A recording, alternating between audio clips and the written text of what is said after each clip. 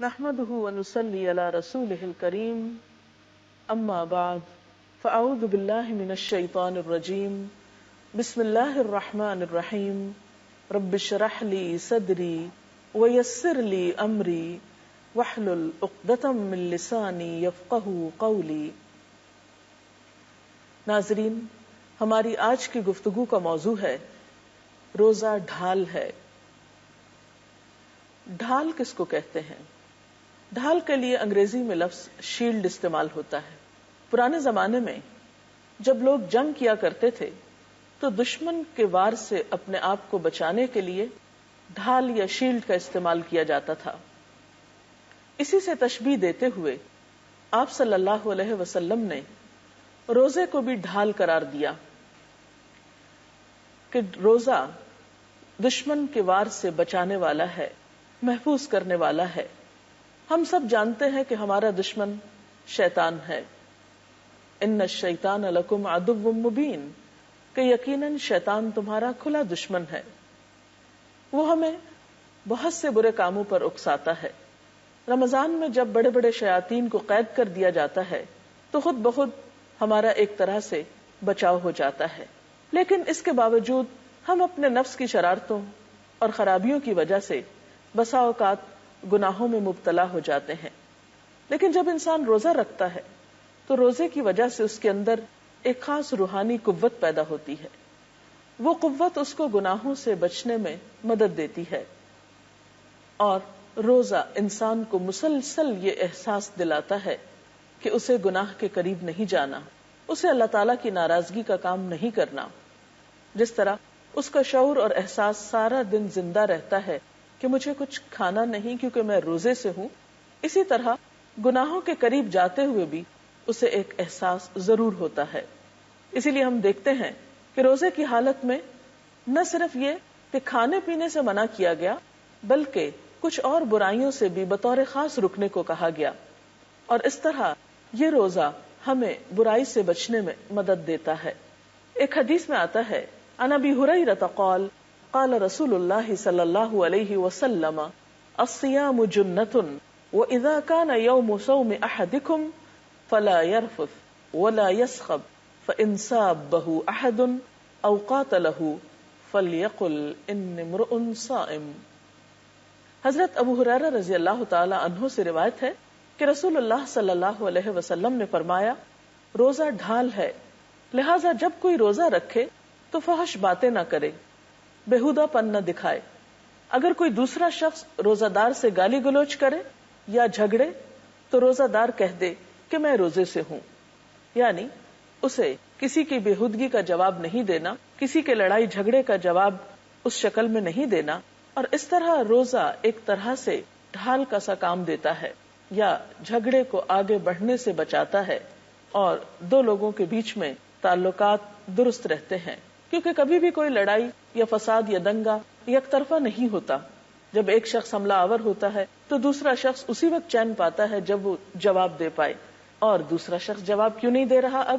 کیونکہ وہ روزے سے ہے، تو گویا روزہ ڈھال بن گیا، اس کو برائی سے بچانے میں کامیاب ہو گیا۔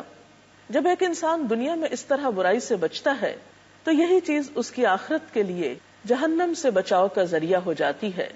اسی لیے ہم دیکھتے ہیں کہ نبی صلی اللہ علیہ وسلم نے فرمایا، جو شخص اللہ عز و جل کے راستے میں ایک دن کا روزہ رکھتا ہے، اللہ تعالیٰ اس کا چہرہ اس ایک دن کے عوض جہنم سے 70 سال دور کر دے گا۔ کیوں؟ اس لیے کہ وہ شخص روزہ رکھ کر سارا دن اپنے آپ کو برائی سے بچانے کی کوشش میں لگا رہا، اور کافی حد تک اس میں کامیاب بھی ہوا۔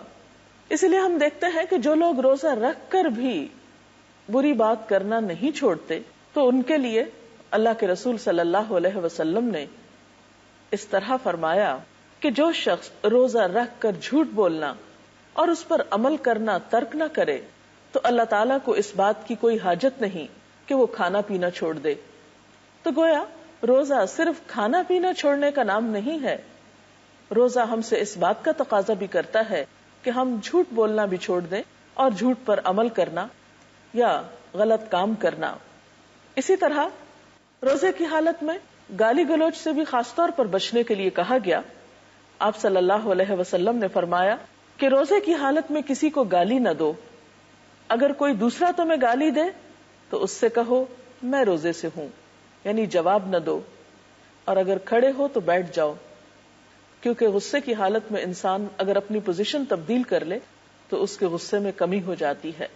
روزہ اگرچہ ڈھال ہے، انسان کو گناہوں سے بچنے میں مدد دیتا ہے اور قیامت کے دن جہنم کی آگ سے بچاؤ کے لیے بھی مددگار ہوگا.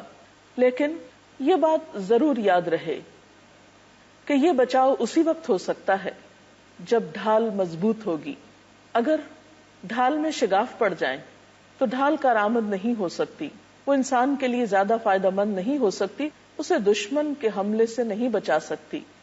تو ایسے میں ہم سب کو ان امور سے بھی پرہیز کرنا ہوگا جو اس ڈھال میں شگاف ڈالنے والے ہیں، سوراخ کرنے والے ہیں، اس ڈھال کو کمزور کرنے والے ہیں. روزہ دار شام تک اللہ کی عبادت کی حالت میں ہے جب تک غیبت نہ کرے. اگر غیبت کرتا ہے تو اس ڈھال میں شگاف پڑ جاتا ہے. غیبت کیا ہے؟ آپ صلی اللہ علیہ وسلم نے فرمایا ذکرک اخاک بما یکرہ، تمہارا اپنے بھائی کا ایسے الفاظ میں ذکر کرنا جسے وہ ناپسند کرے، یعنی کسی کے پیٹھ پیچھے اس کا ذکر برے انداز میں کرنا جو اسے ناپسند آئے. قرآن پاک میں اسے مردہ بھائی کے گوشت کھانے سے تشبیہ دی گئی. ایک مسلمان پر دوسرے مسلمان کی عزت حرام ہے. کسی کو حق نہیں کہ وہ دوسرے کی عزت کو نقصان پہنچائے. لہٰذا ایسے تمام امور سے اجتناب کرنا چاہیے جس سے دوسروں کو تکلیف پہنچتی ہو. اسی طرح انسان جب روزے کی حالت میں جھگڑا کرتا ہے، فحش باتیں کرتا ہے، تو یہ تمام چیزیں اس کے روزے کو نقصان دینے والی ہیں. یہ کیسے ہو سکتا ہے کہ ایک شخص روزہ بھی رکھے اور پھر جھوٹ بولے؟ نبی اکرم صلی اللہ علیہ وسلم نے فرمایا آدمی جب جھوٹ بولتا ہے تو اس جھوٹ کی بدبو سے فرشتہ 1 میل دور چلا جاتا ہے. کہیں ایسا تو نہیں کہ ہم روزہ رکھتے ہوں اور بے دھیانی میں یا لاپرواہی میں ہم ان گناہوں کے مرتکب بھی ہوتے ہوں؟ اگر معاملہ ایسا ہو تو پھر کہیں ایسا نہ ہو کہ اس ڈھال میں شگاف ہو جائیں، اور اگر اس ڈھال میں شگاف ہو گئے تو پھر یہ آخرت میں عذاب جہنم سے نجات کا ذریعہ کیسے بنے گی؟ تو آئیے اللہ تعالیٰ سے دعا کرتے ہیں کہ اللہ تعالیٰ واقعی ہمارے روزے اس طرح کے بنا دے کہ وہ ہمیں آئندہ سالوں میں بھی برائیوں سے بچنے میں مددگار ہوں اور آخرت میں عذاب جہنم سے بچنے کے لیے مددگار ہوں. وآخر دعوانا ان الحمد للہ رب العالمین.